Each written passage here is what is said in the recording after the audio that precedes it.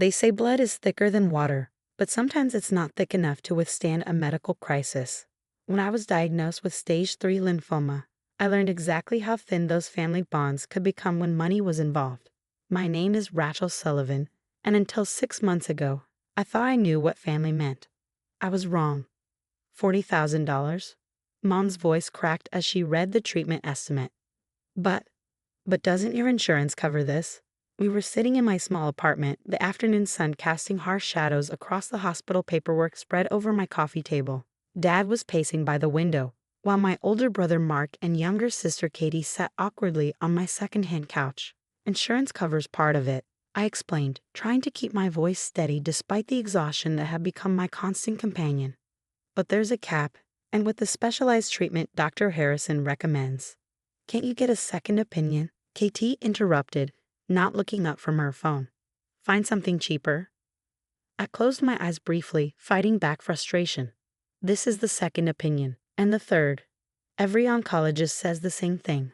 I need this specific treatment protocol. But $40,000. Dad stopped pacing to stare at me. Rachel, that's more than our retirement savings. I know it's a lot, I said quietly, but Dr. Harrison says without treatment, I have maybe 6 months. With it, there's an 85% chance of full recovery. Silence fell over the room. I looked at my family, the people who'd always claimed we were stronger together, who preached about family loyalty at every holiday gathering. Now they wouldn't meet my eyes. What about a loan? Mark suggested finally. The bank. Already tried. I cut him off. My credits shot from the medical bills last year. Last year. Mom's head snapped up. What medical bills last year? I hesitated. I'd never told them about the initial symptoms, the early tests, the treatments I tried before the official diagnosis. They'd been too busy with their own lives, Mom and Dad planning their dream vacation, Mark's wedding preparations, Katie's graduate school applications. Just some tests, I said vaguely. Nothing major. Another lie in a long string of them. But some secrets were better kept hidden. At least for now. Well, Dad cleared his throat uncomfortably. Maybe you could start a GoFundMe. Or sell some things.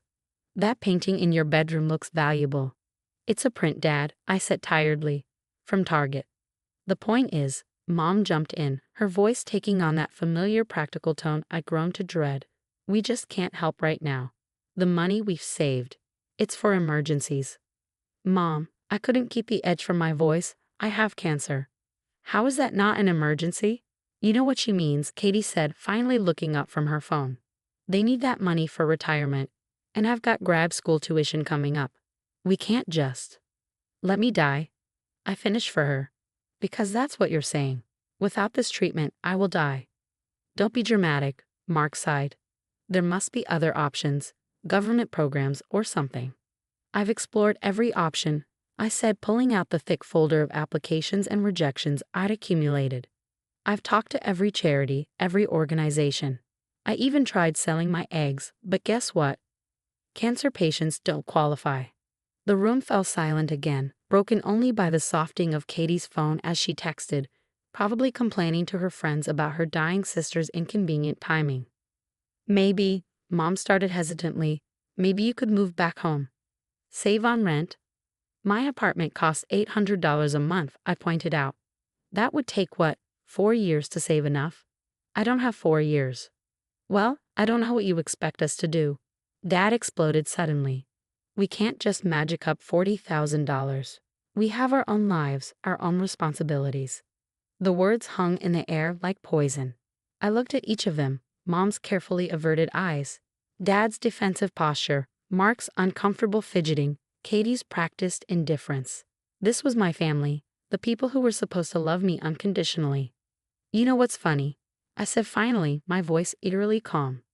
Last year, you found $30,000 to pay for Mark's destination wedding. The year before that, $20,000 for Katie's emergency nose job. When it's something you want to pay for, the money mysteriously appears. That's different, Mom protested weakly. You're right, I stood up, gathering the paperwork with shaking hands. It is different. Those things were optional. This is my life. Rachel, Mark started, but I cut him off. No, I get it.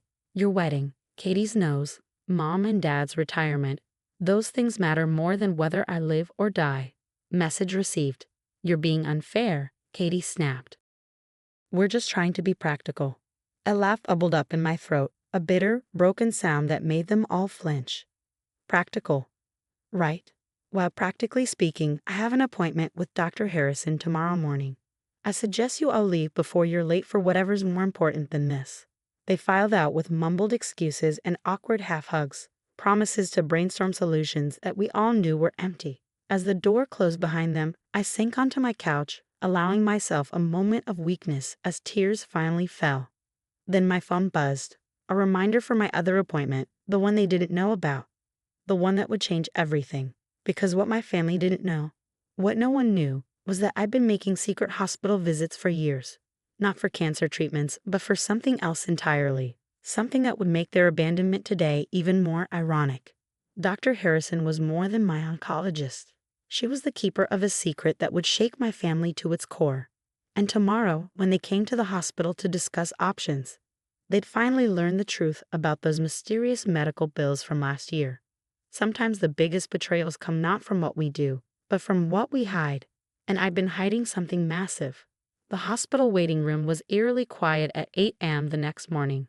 My family sat in uncomfortable plastic chairs, summoned by Dr. Harrison's urgent request to discuss my treatment options. They looked annoyed at the early hour, all except Mom, who kept shooting me worried glances. They had no idea what was coming. Miss Sullivan. Dr. Harrison's assistant appeared in the doorway. We're ready for all of you. Instead of her usual consultation room, Dr. Harrison led us to a larger conference room. A projector was set up, and several other doctors were already seated at the table. I recognized Dr. Chen from nephrology and Dr. Patel from transplant services. What's all this? Dad demanded. We're just here to discuss Rachel's cancer treatment. Actually, Dr. Harrison said, closing the door firmly, we're here to discuss something much bigger. Rachel, would you like me to explain, or would you prefer to tell them? I looked at my family, their confused faces, their impatient postures. 5 years of secrets were about to explode. I'll start, I said quietly. Remember those medical bills I mentioned from last year? They weren't for cancer tests. They were for tissue typing and compatibility screening. Because I've been donating organs and tissue to save other people's lives. The silence was absolute. Then Katie laughed nervously. What? That's ridiculous. You can't just donate organs. Actually, she can and has. Dr. Chen stepped forward. Rachel has been part of our living donor program for 5 years. She started with bone marrow donation, then moved on to kidney donation and portions of her liver. That's impossible, Mark protested. You can't donate multiple organs.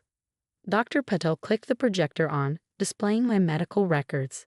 Miss Sullivan has a rare genetic condition that makes her tissues uniquely compatible with multiple recipients. She's what we call a universal donor, but even more rare. Her regenerative capabilities are extraordinary. Each donation, Dr. Harrison continued, her body has recovered faster than any case we've ever seen. She's helped save 17 lives so far. 17? Mom's voice was barely a whisper. Including your cousin Amy's baby, I said softly. Remember how she mysteriously recovered from that liver condition last year? That was my tissue donation. I asked the hospital to keep it anonymous. But why? Dad struggled to find words. Why keep it secret? Because I knew how you'd react, I replied. You'd try to stop me, or worse, try to profit from it. Just like you're doing now with my cancer. That's not fair, Katie protested. Isn't it? Dr. Harrison's voice was sharp. Rachel has given parts of herself to save strangers, never asking for recognition or compensation. Now she needs help and her own family is abandoning her. We're not? Mom started, but Dr. Harrison wasn't finished. Do you know what makes this situation even more ironic? She clicked to the next slide. Rachel's cancer is directly related to her donations. The multiple procedures, the strain on her immune system. She knew this was a risk, but she kept donating anyway. She chose to save others, knowing it might cost her own life. The room fell silent again as my family absorbed this. I watched their faces change as they realized the full implications. The $40,000 you won't help with? Dr. Harrison continued mercilessly. The hospital offered Rachel over $2 million to study her genetic condition. She turned it down because she didn't want to commercialize something that could help people. She chose to donate freely, anonymously, asking nothing in return. $2 million? Dad choked. Plus pharmaceutical companies offering ongoing compensation for exclusive rights to study her tissue, Dr. Patel added. She refused them all. Because that's not what this is about, I said quietly. This was never about money. It was about helping people who needed it, like family is supposed to do. Mom was crying now, mascara running down her cheeks. Mark stared at the floor, while Katie's phone sat forgotten in her lap. We've arranged this meeting, Dr. Harrison said, because the hospital board has made a decision. Given Rachel's extraordinary contributions to medical science and her service to others, we're offering to cover her cancer treatment in full. What? I hadn't known about this part. It's the least we can do, Dr. Chen smiled. You've helped advance our understanding of tissue compatibility and regeneration by years, saved countless lives through direct donation, and the research your case has enabled. So you don't need our help after all, Katie said, sounding almost relieved. No, Dr. Harrison's voice could have frozen fire.